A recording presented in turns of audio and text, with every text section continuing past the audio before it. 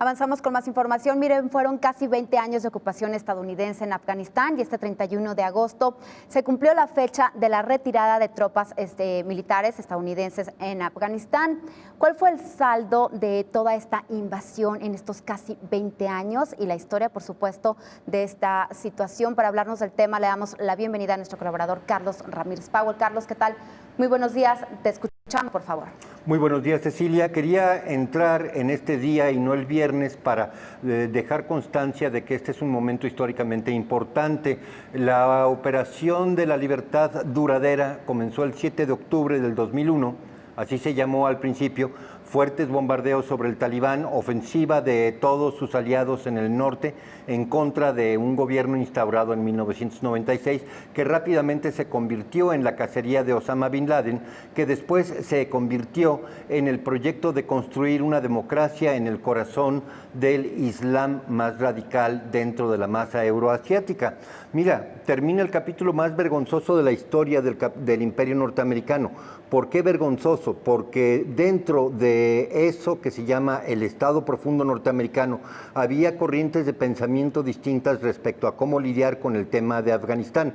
Estaban los añorantes, los nostálgicos del famoso tablero de ajedrez de Brzezinski, que sentían que era importante tener una presencia física precisamente en el ombligo de la masa euroasiática, y estaban los nuevos neoliberales en el poder, que insistían que esto se podía lograr por otros mecanismos, básicamente revertir a la vieja usanza de la insurgencia patrocinada por la Agencia Central de Inteligencia, que es lo que estamos viendo que vuelve en este momento. Se retira el ejército norteamericano, sí, pero deja una base dentro del valle de Panjshir en donde se puede expandir una insurgencia en contra del Talibán. Básicamente Estados Unidos comienza un ciclo de desestabilización, ya no con la presencia de fuerza militar, sino con la presencia de operaciones encubiertas de la Agencia Central de Inteligencia. Y por otro lado, hay que recordar que Estados Unidos tiene cautivo el presupuesto afgano y en este momento los talibanes básicamente están gobernando sin una tesorería. Pero mira, Afganistán redime su lugar como punto en donde los imperios se despiden de su ambición de omnipotencia. Este imperio norteamericano agoniza con una catástrofe que pudo haber sido evitada con una retirada planeada cuidadosamente y que fue incapaz de implementar precisamente porque lo que se buscaba era implementar el caos en donde los servicios encubiertos de inteligencia norteamericanos pudiesen operar a la sombra. El mítico flujo de recursos que transitaban por el ejército para sostener la ocupación era una zanahoria demasiado grande como para que no se intentara además extraerle el último centavo hasta el último día. Estamos hablando de que la contabilidad final dice que se emplearon 2.3 billones de dólares en 20 años. Le hace 315 millones de dólares diarios, 6.300, 6.400 millones de pesos por día. ¿Quién no haría hasta lo imposible para quedarse una hora más si esto implicaba una ganancia de 262 millones de pesos? Y el equipo militar que se dejó atrás, perfectamente intacto, con el que se podría equipar a todo el ejército mexicano 2 veces. Una fruslería que nadie en el ejército norteamericano intentó destruir o extraer, pues ese equipo ya era un presupuesto que se había ejercido, ganancia que ya se había embolsado.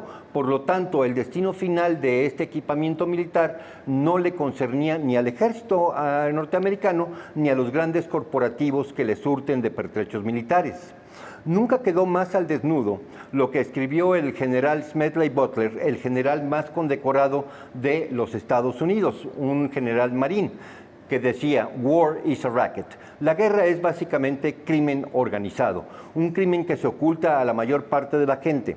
Solo un pequeño grupo sabe del tamaño de la empresa que se conduce para beneficio de unos cuantos con factura contra todo el país.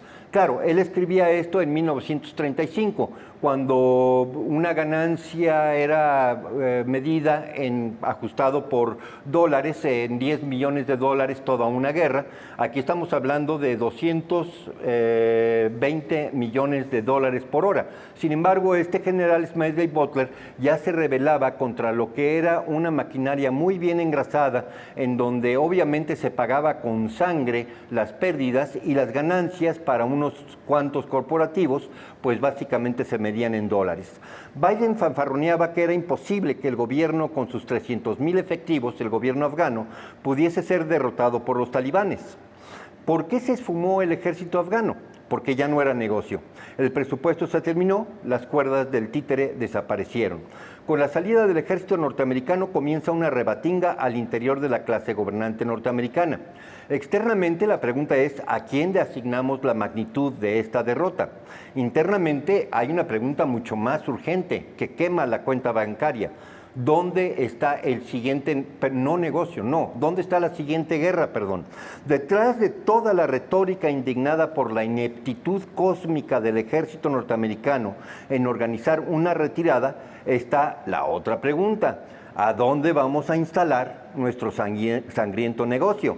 ¿A quién vamos a declarar enemigo ahora para reinstalar la maquinaria de nuestra empresa?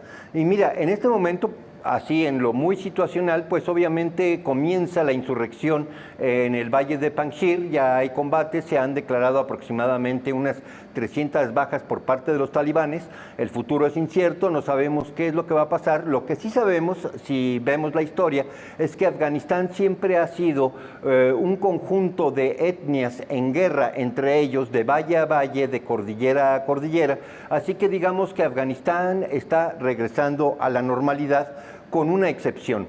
En este momento Rusia y China están viendo con preocupación lo que puede ser un trabajo de insurgencia promovido por Estados Unidos, al mismo tiempo que esta insurgencia en el corazón de Afganistán se convierte en una insurgencia en el corazón del ejército norteamericano, en donde de repente los marines de línea, los soldados del ejército y los aviadores dicen, bueno, esto no se parece en nada a lo que nos platicaron cuando nos reclutaron.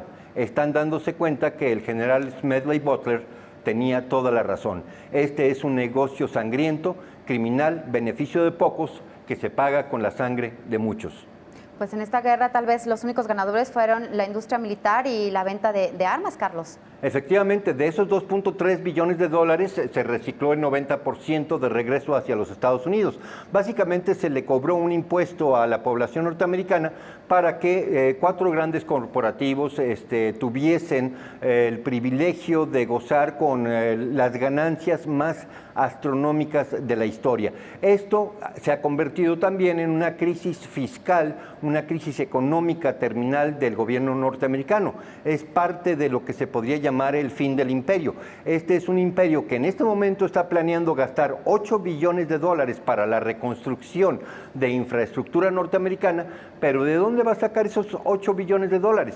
Pues básicamente de la nada, los va a imprimir. Es un proyecto hiperinflacionario que, habiendo ya caducado el término imperio, pues difícilmente lo va a poder extraer de otros países.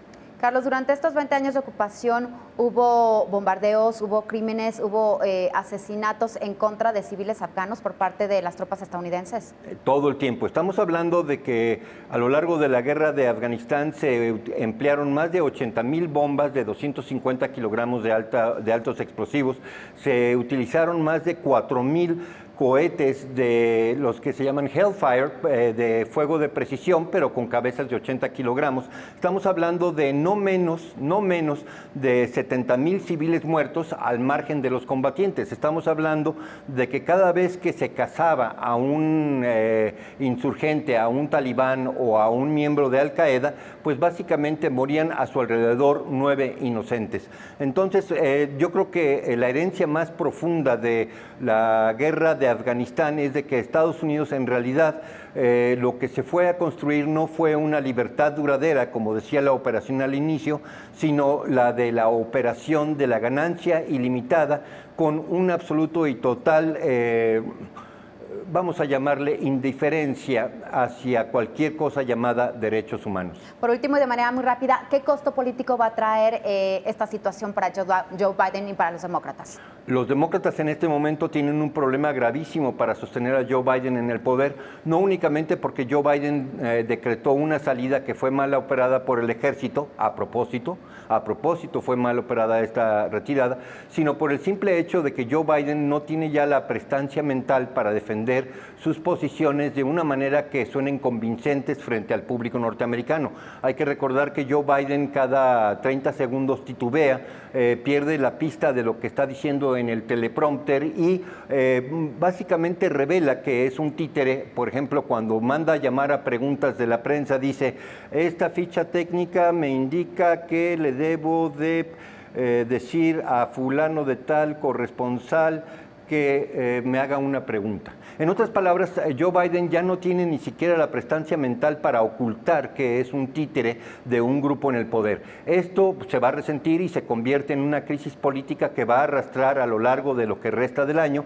Hay muchos llamados a su renuncia, hay muchos llamados a un proceso político de desafuero, pero en este momento hay que ver cómo madura esa fruta, puesto que vamos a decirlo muy llanamente, la presidencia de Joe Biden no tiene mayor perspectiva que seguir empeorando. Perfecto, Carlos, muchísimas gracias. Nos vemos el viernes. Hasta el viernes. Muchas gracias a nuestro colaborador Carlos Ramírez Powell.